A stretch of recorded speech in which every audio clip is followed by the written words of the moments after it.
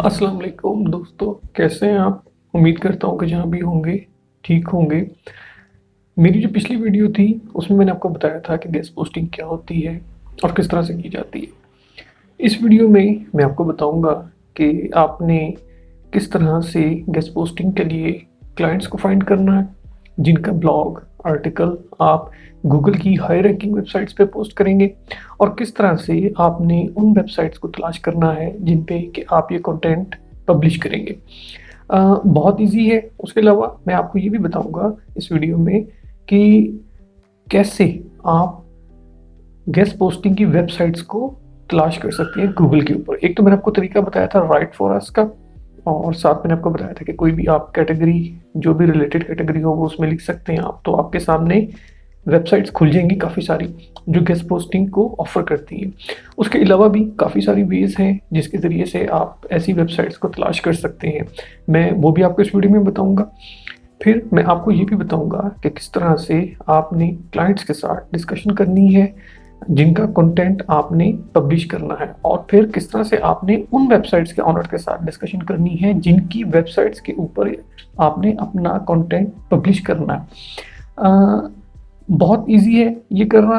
मैं points two points जो है वो आपको बताऊँगा सारा, तो आप गौर से मेरी वीडियो को देखिएगा। मुझे उम्मीद है कि इंशाल्लाह आप जब ये वीडियो ख़त्म होगी तो समझ चुके होंगे कि गेस्ट पोस्टिंग क्या होती है। इस वीडियो के बाद मैं एक तीसरी वीडियो बनाऊँगा जिसमें कि मैं आपको टिप्स एंड ट्रिक्स बताऊँगा गेस्ट पोस्टिंग के बारे में। मैं स्टेप बाय स्टेप इसलिए ये वीडियोस बना रहा हूँ, शॉर्ट वीडियोस बना रहा हूँ, ताकि आपको ईज़िली समझ आ सके कि गेस्ट पोस्टिंग होती क्या है। ये बहुत आसान काम है, आपने बिल्कुल कोई इन्वेस्टमेंट नहीं करनी, 1 रुपया आपने खर्च नहीं करना, सिर्फ आपने टाइम देना है। टाइम जो है वो आपकी आप जितना टाइम देंगे उतने ज़्यादा चांसेस हैं आपके अर्निंग के इस फील्ड में, गेस्ट पोस्टिंग की फील्ड में। तो चलिए चलते हैं, आज की वीडियो है। की तरफ। अच्छा देखिए, मैंने ये एक वो मेल लिखी हुई है जो हम उन क्लाइंट्स को करते हैं जिनकी वेबसाइट पे हमने अपना ब्लॉग या आर्टिकल पब्लिश करना होता है। तो हम मेल किस तरह करते हैं उनको, ये मैंने उसका लिखा हुआ है सामने। आपने कोशिश करनी है कि जब भी आप किसी के साथ गुफ्तगू करें, जब भी आप कम्युनिकेशन करें, तो आपने बड़े ही प्रोफेशनल अंदाज में गुफ्तगू करनी है।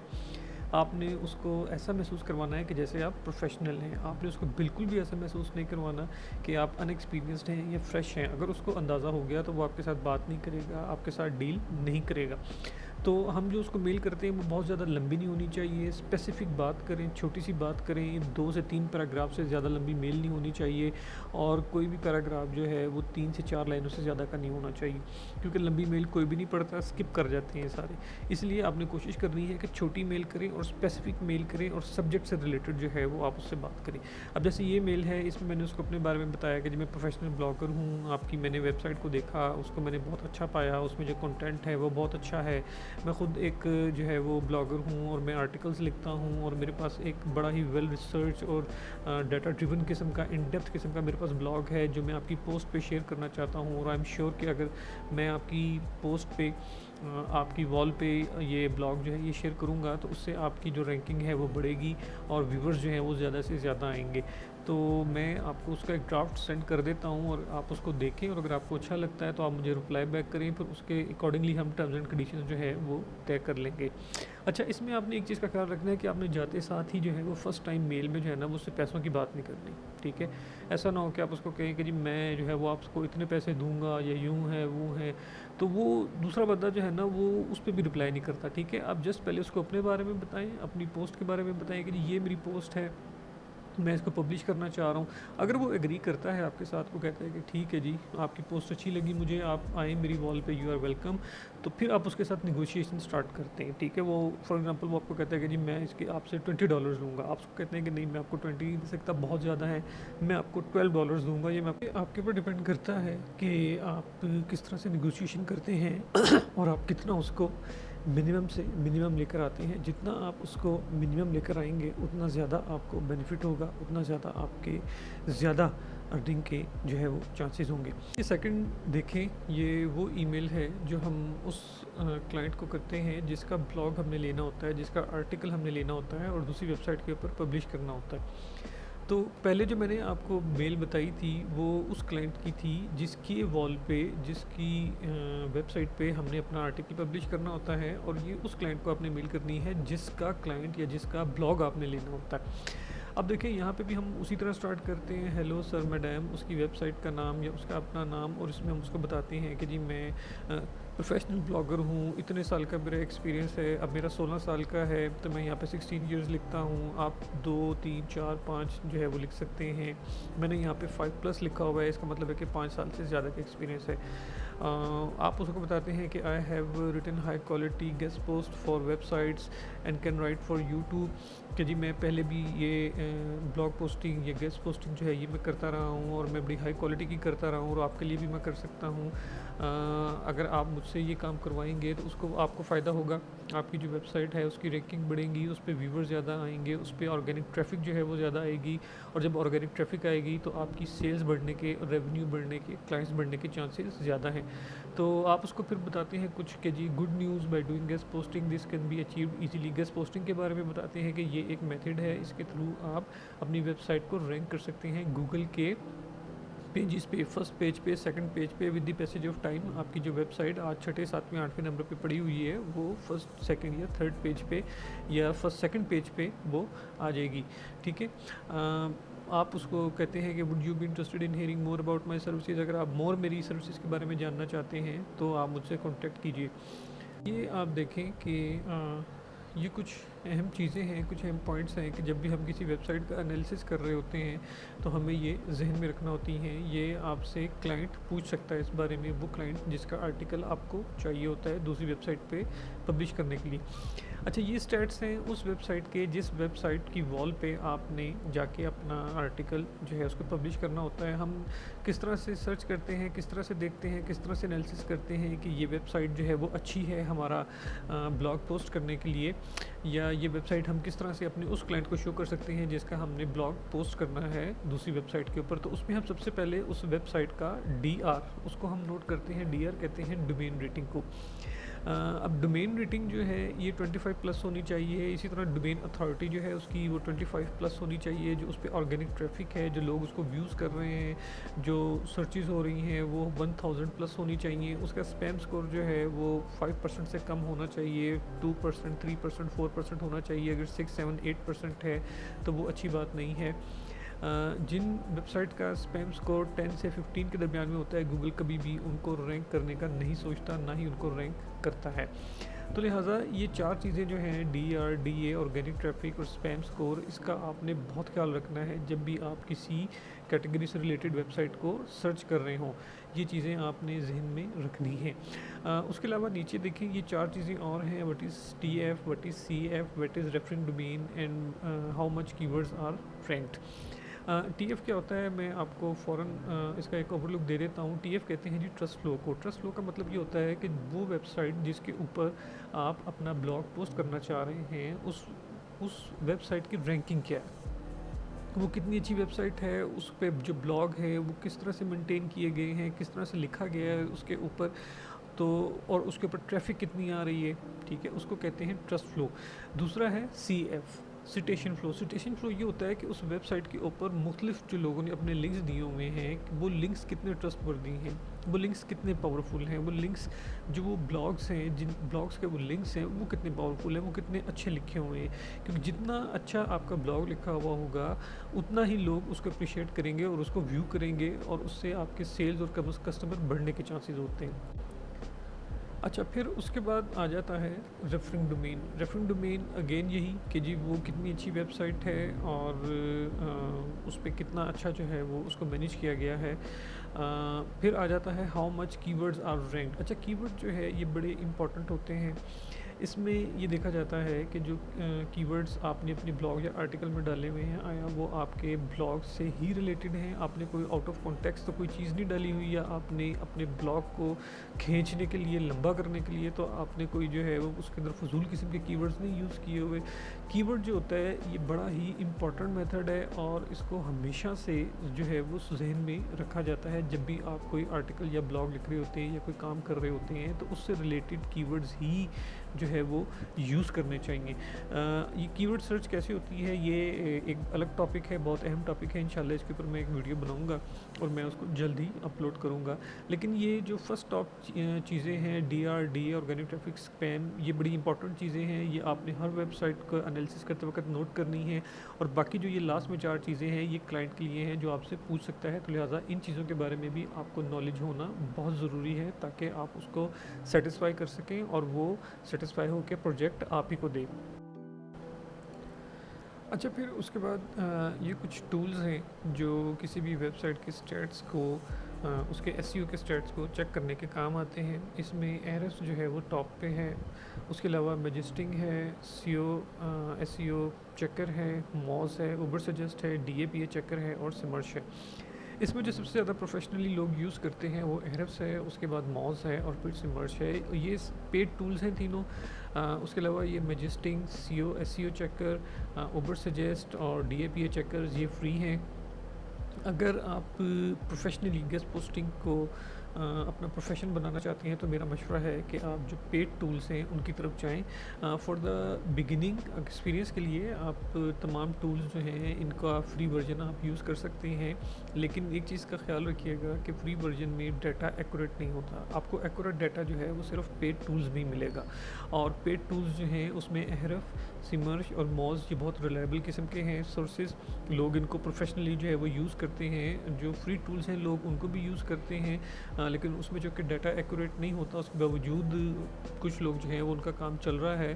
तो अगर आप भी एक्सपीरियंस के लिए उस फ्री टूल्स को यूज़ करना चाहते हैं तो आप ज़रूर कीजिए। और जब आपको एक्सपीरियंस हो जाए तो उसके बाद आप पेड टूल्स की तरफ जाएं। अगर आपका फ्री टूल से भी काम चलता है तो अच्छी बात है, लेकिन मैं आपको ये रिकमेंड करूँगा कि आप पेड टूल्स की तरफ जाएँ। उसकी वजह ये है कि क्लाइंट जो होता है वो अक्सर आपसे कहता है, वो कहता है कि मुझे एहरफ जो है आप उसके स्टैट्स दिखाएं, या मुझे मॉस के आप जो है वो स्टैट्स दिखाएं, या मुझे सिमर्श के स्टैट्स आप दिखाएं। तो अगर आपके पास पेड वर्जन होगा तो तभी आप उसको एक्यूरेट स्टैट्स जो है वो शो कर सकते हैं। तो इसलिए ज़रूरी है कि आप एज अ प्रोफेशनल अगर गेस्ट पोस्टिंग का काम कर रहे हैं तो फिर आप पेड टूल्स लें, क्योंकि अगर आप पेड टूल्स नहीं लेंगे तो फिर आपके लिए काम करना मुश्किल हो जाएगा और आप उसको एग्जैक्ट जो है वो स्टैट्स नहीं दिखा सकते। इन टूल्स को यूज़ कैसे करना है ये मैं आपको बताता हूँ। अच्छा, अगर आप देखें तो ये वो चार्ट है जिसके ज़रिए आपने स्टैट्स शो करने होते हैं क्लाइंट को, जिसका कि आपने ब्लॉग या आर्टिकल लेना होता है for guest posting on second website. उसमें आप उसको क्या क्या चीज़ें वेबसाइट के बारे में बताते हैं, आप उसको वेबसाइट का URL बताते हैं, आप उसको उसकी कैटेगरी के बारे में बताते हैं, फैशन है, टेक्नोलॉजी है, हेल्थ है या कोई भी है आप वो बताते हैं। उसकी डोमेन अथॉरिटी क्या है, डोमेन रेंज क्या है, उसका ट्रैफिक ऑर्गेनिक कितना है, उसका स्पैम स्कोर कितना है, ये आप उसको 6 चीज़ें बताते हैं, तभी वो सेटिस्फाई होके प्रोजेक्ट आपको देता है।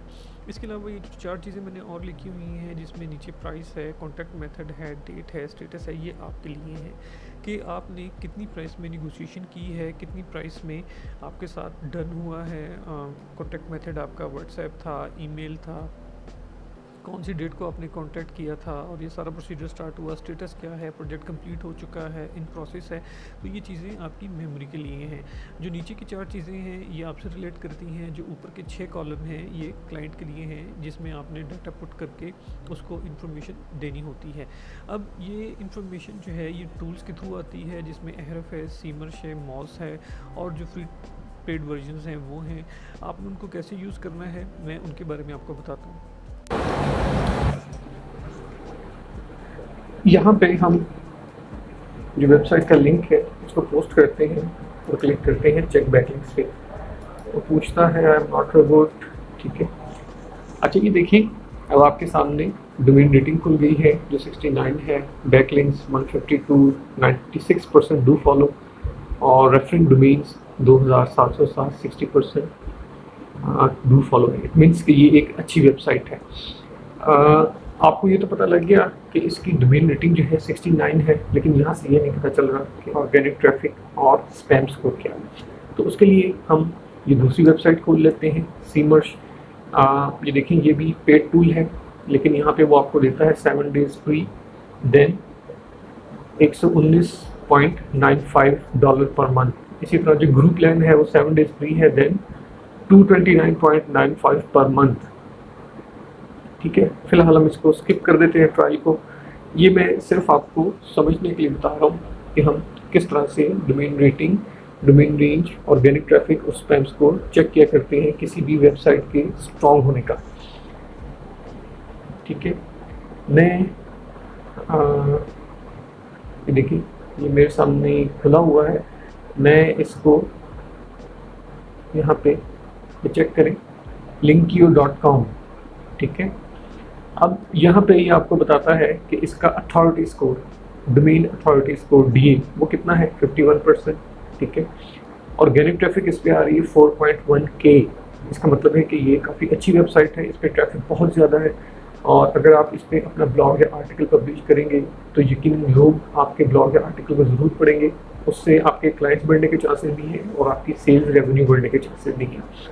ठीक है, बैकलिंक्स वो बताता है 147.8K, मीन्स कि इस पे जो और वेबसाइट्स हैं जिन्होंने अपने बैकलिंक्स दिए हुए हैं वो भी काफ़ी स्ट्रॉन्ग हैं और काफ़ी अच्छी हैं, तो एक बहुत अच्छी अपॉर्चुनिटी है कि इस वेबसाइट पे आप अपना ब्लॉग पोस्ट कर सकते हैं। उसके अलावा हम तीसरा खोल लेते हैं जी, मोड्स। ठीक है, ये भी कीवर्ड सर्च करने का और वेबसाइट्स की जो परफॉर्मेंस है उसको सर्च करने का एक बहुत स्ट्रॉन्ग जो है ये टूल है, लेकिन ये भी पेड टूल है। ठीक है, ये फ्री नहीं है। तो हम यहाँ पे आ जाते हैं सबसे एंड पे, इसके आप आए देखें, इसमें चेक करें, इसमें आप लिखें वही वेबसाइट सेम, एनालाइज डोमेन पे क्लिक करें तो ये आपके सामने स्टैट्स खोल देगा इस वेबसाइट की। अच्छा, अब आप देखिए कि वो यहाँ पे बताता है कि इसकी डोमेन अथॉरिटी है 35%, इसकी जो रैंकिंग कीवर्ड्स है वो 1.4 है, लिंकिंग रूट 1.8 और स्पैम स्कोर 1% आपको बता रहा है। अच्छा, अब आप ये देखिए, एक चीज़ आपने नोट की होगी कि चूँकि ये फ्री वर्जन हम यूज़ कर रहे हैं, ये पेड वर्जन नहीं है, एग्जैक्ट डाटा जो है वो पेड वर्जन में आता है, लेकिन यहाँ पे आपको ये बताने का मकसद ये है कि आपको आइडिया हो सके कि आपने डाटा कैसे एक्सट्रैक्ट करना है। ठीक है, अब आप देखें कि यहाँ पे इसका डोमेन अथॉरिटी आ रहा है 35, सिमर्श में आप चले जाएं तो वो 51 देता है, और यही चीज़ अगर आप एफ में चेक करें तो वो 69% देता है। मतलब है कि वेरिएशन है नंबर में, कहीं पे 70 है, कहीं पे 50 है, कहीं पे 40 है। ठीक है, एग्जैक्ट डाटा नहीं है।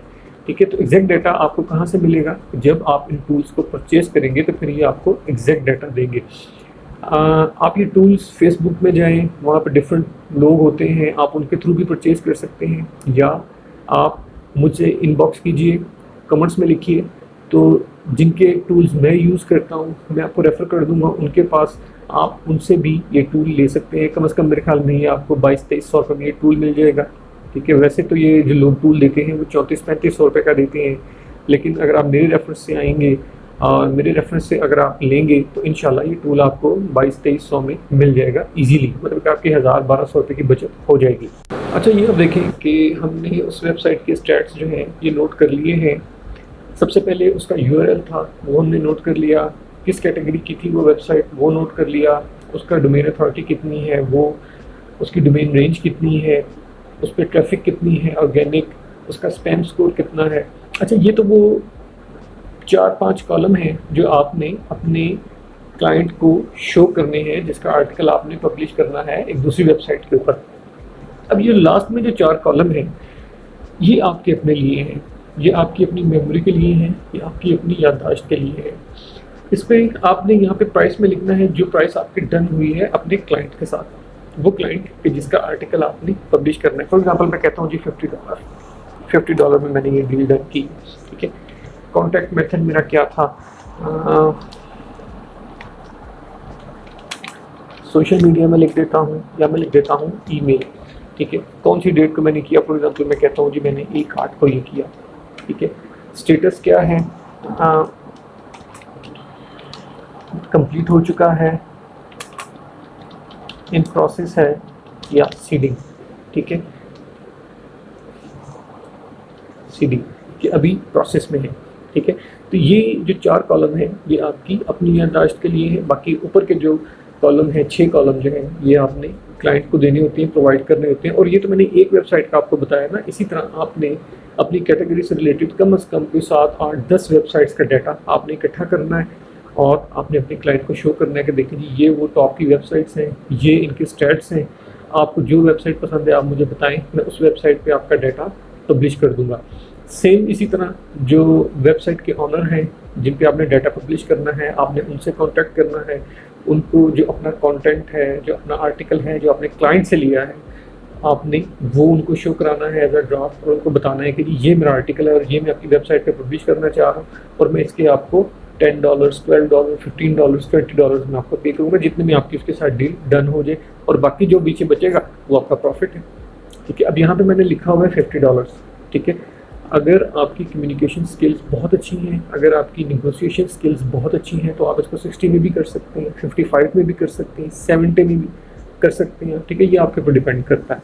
ठीक है, लेकिन आपने ऐसा नहीं करना कि आप $30 में यहाँ पे कर रहे हैं, ठीक है, डन कर रहे हैं उसके साथ, और $25 आप दे रहे हैं उस बंदे को जिसकी वेबसाइट पे पोस्ट करना है, तो पीछे आपको $5 बचते हैं, तो फ़ायदा क्या हुआ? इतनी मेहनत की और सिर्फ $5 हाथ में आए। ठीक है, तो उसका तो कोई फ़ायदा नहीं है। तो कम अज़ कम एटलीस्ट आपको $25 से $30 की जो है वो बचत होनी चाहिए, फिर फ़ायदा है। और अगेन मैं कहूँगा कि ये आपके ऊपर डिपेंड करता है कि आप कितनी अच्छी निगोशिएशन कर सकते हैं। ठीक है, तो कोशिश कीजिए कि क्लाइंट के साथ अच्छी से अच्छी निगोशिएशन करें और हाई मार्जिन पे आप उससे परचेज़ करें, और लो मार्जिन पे आप चीज़ को आगे सेल कर दें, और जितना ज़्यादा आप अपना प्रॉफिट या कमीशन बचा सकते हैं उसमें आपको फ़ायदा है।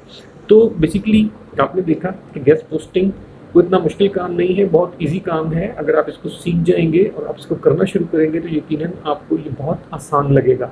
ठीक है, पेड टूल्स के बारे में मैंने आपको बता दिया, एहरफ है, सीमर्श है, मोज है, ये तीनों बड़े अहम टूल्स हैं गेस्ट पोस्टिंग के लिए।